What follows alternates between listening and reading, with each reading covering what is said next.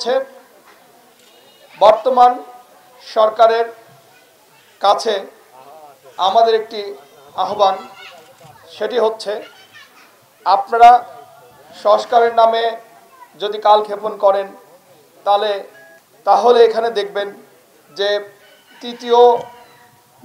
তৃতীয় শক্তির উত্থান হতে পারে।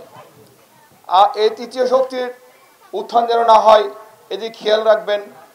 আমি খুব ভালো করে লক্ষ্য করছি ইদানিং আইন শৃঙ্খলার অবনতি শুরু হয়ে গেছে।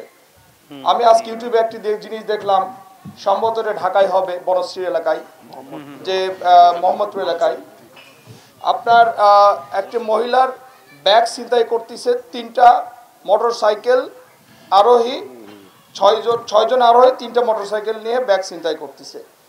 আমার ছেলেদের চেহারা দেখে মনে হচ্ছে না এরা ছিনতাইকারী।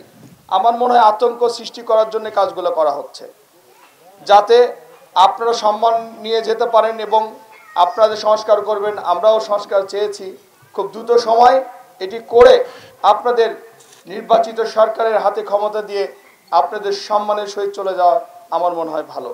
কোটি মানুষের আস্থার ভালোবাসায় 11 বারের মতো দেশের 1 নম্বর রেফ্রিজারেটর ব্র্যান্ড ওয়ালটন।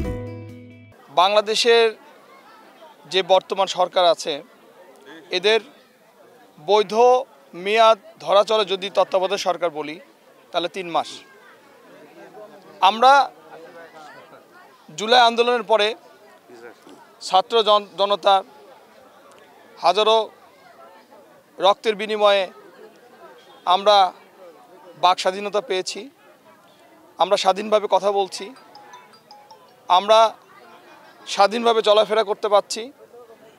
স্বৈরাচার দেশ থেকে যাওয়ার পরেই, দেশ থেকে পালানোর পরেই এই বর্তমান সরকারের দায়িত্ব নেওয়া।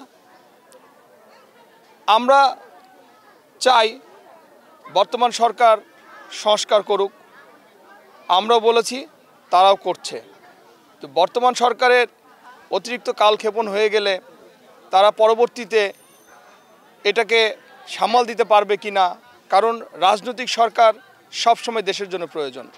একজন রাজনৈতিক সরকার যা করতে পারে, তত্ত্বাবধায়ক সরকার অনেক কিছুই তা পারে না।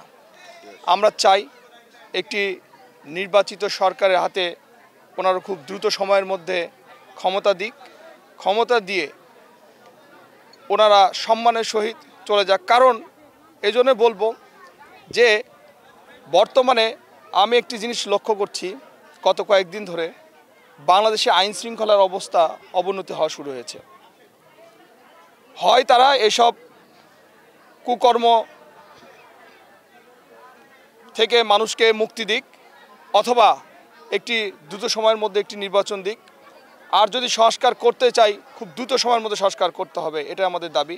কারণ ওনারা যে সংস্কার করছে যে স্লো গতিতে, এরকম করে করলে এই সংস্কারের সময় প্রয়োজন হবে অনেক। আমরা চাই খুব দ্রুত সময়ের মধ্যে নির্বাচন দিক, নির্বাচিত সরকারই ইনশাল্লাহ সংস্কার করবে, আমরা আশা করছি।